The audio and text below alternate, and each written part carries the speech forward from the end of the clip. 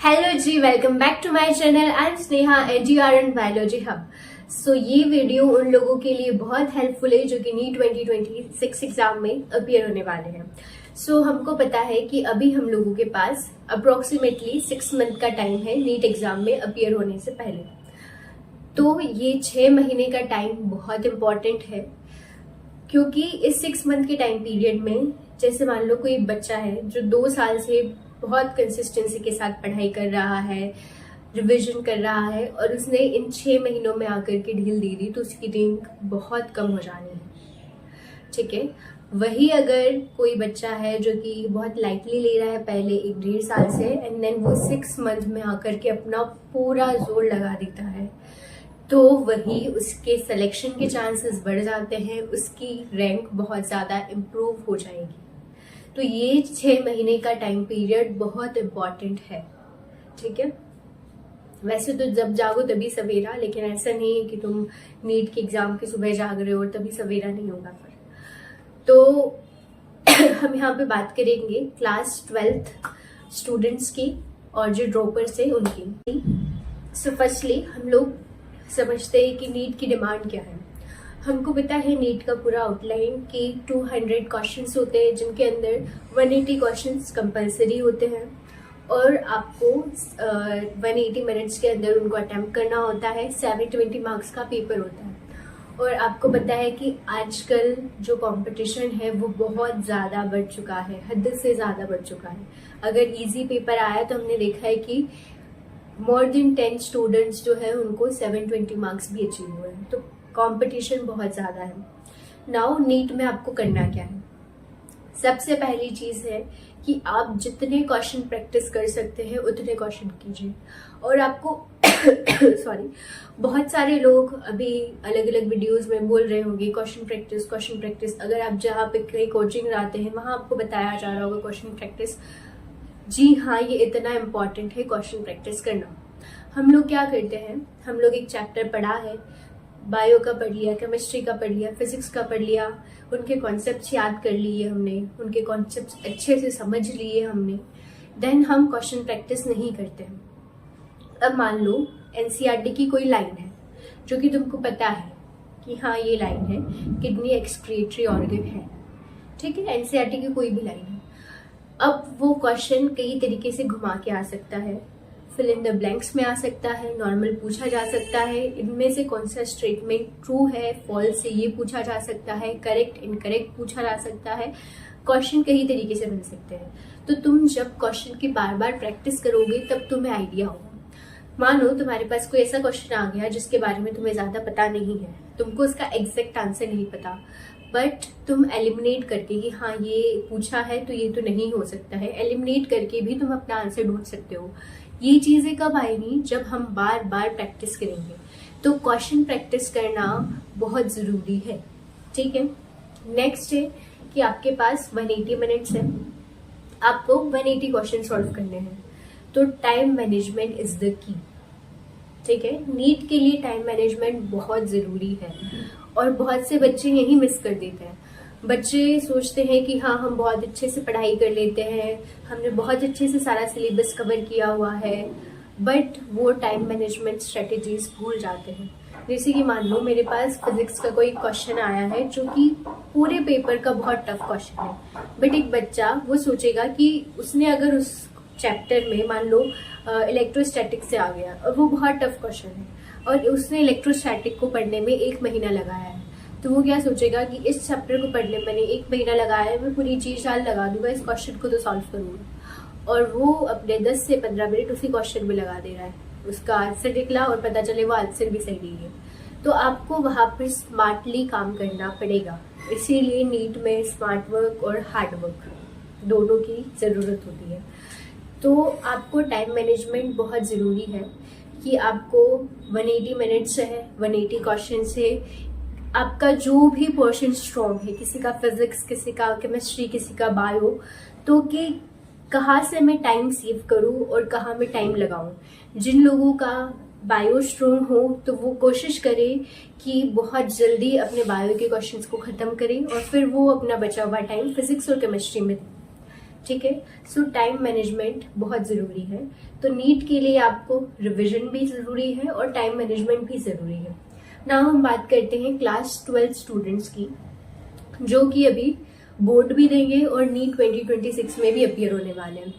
तो बच्चों, पता है मुझे कि प्रेशर बहुत ज़्यादा है, but I know you can handle that pressure too. Okay, so हम बात करते हैं कि अभी तुम लोगों को 12th क्लास का सिलेबस पढ़ाया जा रहा है और सभी ज़्यादातर बच्चे 12th क्लास पर ही पूरी तरीके से फोकस्ड हैं। ठीक है, आधे से ज़्यादा बच्चे सोचते हैं कि 12th क्लास पे अभी मैं ध्यान नहीं रहा हूँ, वो 11th को इग्नोर करते हैं कम्प्लीटली। बहुत सारे बच्चे होंगे जो 11th को साथ में लेके चल रहे होंगे, बट आधे से ज्यादा बच्चे सोचते हैं कि आफ्टर माई बोर्ड्स में 11th देख लूंगा, उसके बाद में 11th का रिविजन कर लूंगा, सब चीजें हो जाएगी। बट ऐसा नहीं है। आप कीजिए 12th के टॉपिक्स पर फोकस, बट 11th ये ध्यान रखिए कि आपका 50% नीट का पेपर 11th से ही आना है। तो हमको 11th क्लास को ऐसा नहीं कि बिल्कुल ही छोड़ देना है। अब अपना मेन फोकस, मेन जो आपकी स्ट्रेटेजी है, जो भी आप अपना मैक्सिमम टाइम दे रहे हैं स्टडी का, वो 12th के टॉपिक्स पे दीजिए, उसको पढ़िए, उसको समझिए। लेकिन 11th क्लास का भी कुछ पार्ट आप रिवाइज करते रहिए, ताकि एंड में आपको बर्डन ना आए। और फिर ऐसा होता है कि हम, मान लो तुमने 1 साल पहले पढ़ा था, तो तुमको वो चीजें इतने अच्छे से याद नहीं रहेगी। ओके, तो ये जरूरी है।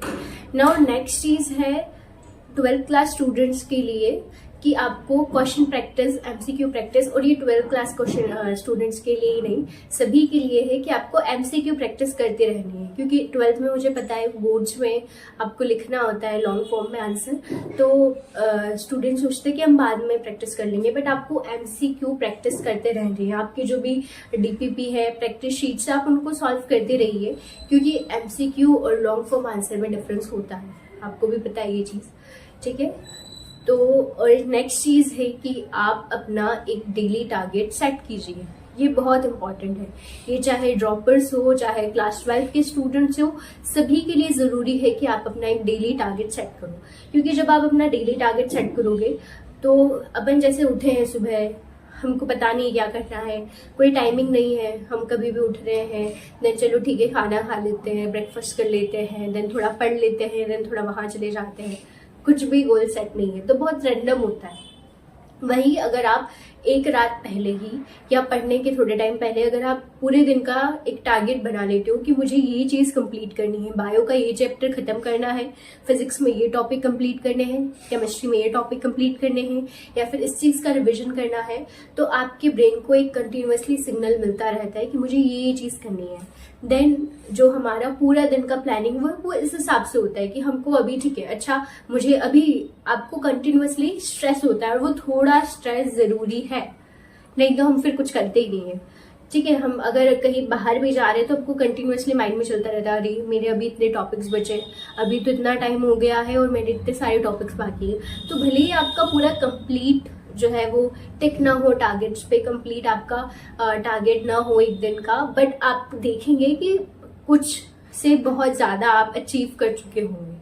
ठीक है, सो डेली टारगेट बनाना, स्मार्ट तरीके से पढ़ना, एक प्लानिंग से पढ़ना बहुत जरूरी है कि आपको अभी किस चैप्टर का रिवीजन करना है, आपने कितना पढ़ा था और अब आपको कितना रिवाइज करना है, ये सब चीजें बहुत जरूरी है।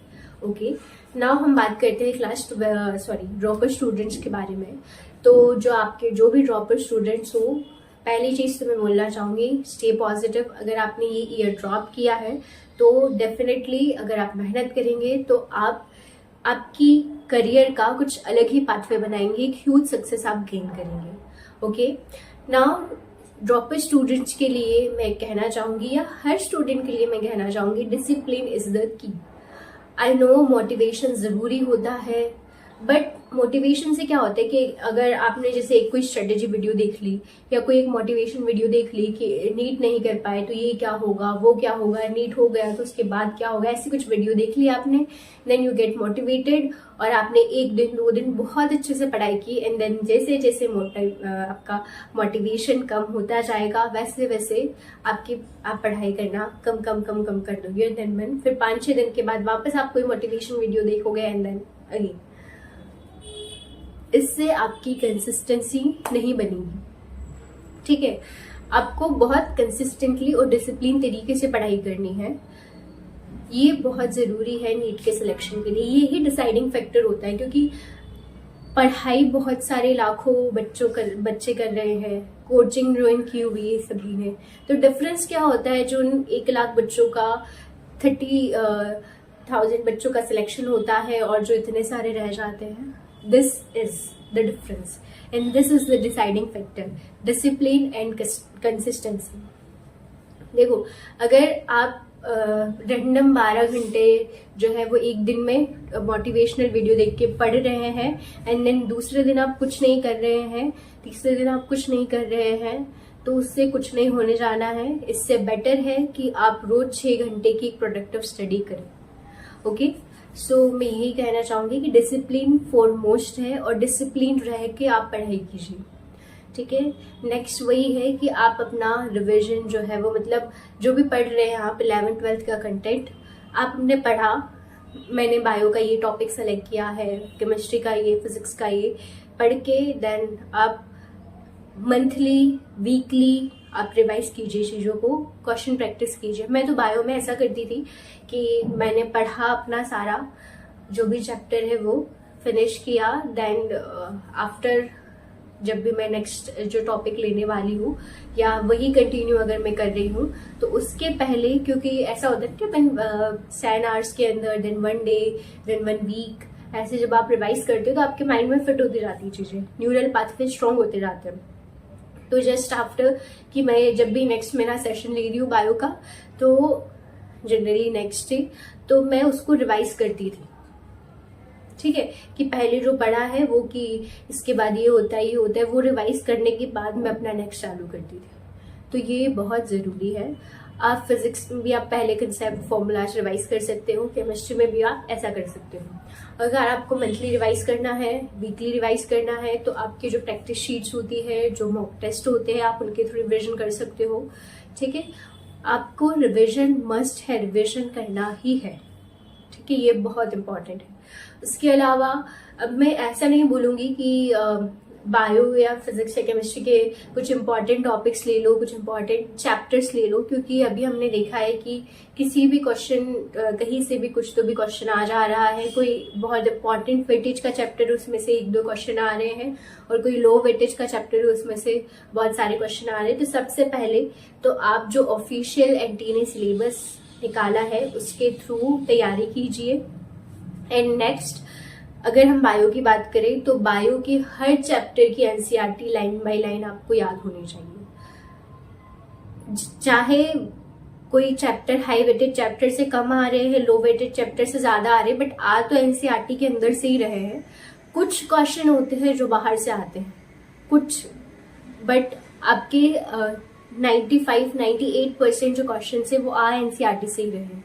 तो आपको एनसीईआरटी की एक एक लाइन पता होनी चाहिए। और अगर आपका बायो स्ट्रॉन्ग है तो फिर उसको यूज कीजिए। फिजिक्स और केमिस्ट्री में आप टाइम बचा सकते हैं, फिर बायो का टाइम आप फिजिक्स केमिस्ट्री में लगा सकते हैं। ठीक है, नेक्स्ट फिजिक्स के लिए और केमिस्ट्री के लिए आप जो है वो कंसेप्ट वाइज चलिए, पूरा कंसेप्ट आपको पता होना चाहिए, क्योंकि ऐसा नहीं है कि फॉर्मूला आए, पुट कर दिया है, ना आंसर पता चल रहा है हमको। बहुत घुमा घुमा के क्वेश्चन आए हैं, पिछले साल भी ऐसे ही हुआ है। तो आपको अगर कंसेप्ट पता है तो कुछ भी चीजों हम आसानी से कर लेंगे। ठीक है, और उस आपने एक पर्टिकुलर कोई भी जैसे आपने इलेक्ट्रोस्टैटिक चैप्टर पढ़ा है, उसके अंदर कुछ पढ़ा है, या फिर मैग्नेटिज्म पढ़ा है, उसका कोई कॉन्सेप्ट है, उस कॉन्सेप्ट के हर तरह के क्वेश्चन लगाइए। ठीक है, आपको ये बहुत जरूरी है, क्योंकि अगर आप एक कॉन्सेप्ट के डिफरेंट टाइप के क्वेश्चन लगा सकते हैं कि इससे ये बन सकता है, उससे बाहर क्या ही जाएगा। ठीक है, वो 2-3 चीजों को मिक्स करके दे देंगे आपको, बट अगर आपने वो चीजें सॉल्व की हुई होंगी तो आपको इजी रहेगा। ठीक है, और आप ऐसा भी हो सकता है कि आपने रोटेशनल डायनामिक्स और जो है आपके इलेक्ट्रोस्टैटिक उनको मिक्स करके कोई क्वेश्चन आ गया है, तो आप अलग अलग कॉन्सेप्ट को मिक्स करने वाले क्वेश्चंस भी ट्राई कर सकते हैं। ये सब चीजें बहुत जरूरी है। Next is MCQ practice, daily कीजिए। 150 to 200 क्वेश्चंस डेली प्रैक्टिस कीजिए, whether it's of bio, chemistry या फिजिक्स, इतना आपके पास कि आप वो जो टाइम पीरियड है 3 घंटे का टाइम पीरियड, उसमें आपका माइंड प्रिपेयर होना चाहिए कि नहीं मैंने पहले भी ये चीज़ें की है। ओके, सो आई होप आपको ये सब चीज़ें समझ में आई होगी। तो नीट के लिए मैं फिर कहना चाहूँगी, आपका टाइम मैनेजमेंट बहुत इम्पोर्टेंट है, कंसिस्टेंसी, डिसिप्लिन एंड प्रैक्टिस, ये तीनों चीज़ें आपको आपके गोल तक ले जाएंगी। और यही डिसाइडिंग फैक्टर होता है एक 16 लाख में से 30,000 स्टूडेंट्स का और बाकी रिमेनिंग स्टूडेंट्स का, ये बात ध्यान रखना। नेक्स्ट इज आपको 150 to 200 MCQ डेली प्रैक्टिस करने हैं, इससे आपका माइंड प्रिपेयर रहेगा। आप जो 3 घंटे के MCQ करने वाले हो उनके लिए, नीट में प्रिपेयर करने वाले हो उनके लिए, ठीक है। So that's all about this. But अब मैं फिर से कहना चाहूँगी कि नीट के लिए कुछ इम्पॉर्टेंट चीज़ें हैं जो आपको ध्यान रखनी है। पहली चीज़ है टाइम मैनेजमेंट, बहुत ज़रूरी है। मैंने बहुत सारे ऐसे स्टूडेंट्स को देखा है जिनके लैक ऑफ टाइम मैनेजमेंट की वजह से उनका आया हुआ कि ये क्वेश्चन मुझे आते हैं, ये क्वेश्चन मुझे आते हैं, बट क्योंकि उनके पास टाइम नहीं बचता और उनका पेपर छूट जाता है और उनकी रैंक बहुत कम हो जाती है। So time management, consistency, discipline, practice and your revision is must for NEET. ये चीज़ें कि हाँ आप यहाँ से पढ़ रहे हैं वहाँ से पढ़ रहे हैं, आपको ये सब चीज़ें करनी है। यही डिसाइडिंग फैक्टर होता है 16 लाख में से 80-85,000 स्टूडेंट्स या जो 30,000 जो गवर्नमेंट सीट्स लेते हैं उनके बीच में, ठीक है। अब आपको डिसाइड करना है, इट्स अप टू यू कि आपको कहाँ रहना है, 16 लाख में से ही कुछ भीड़ में एक या फिर अच्छी रैंक के साथ कोई एक अच्छे कॉलेज में, it's up to you. If you found this video helpful, don't forget to like, subscribe and share my channel for such more tips, and all the best for your NEET journey. I know you can do it.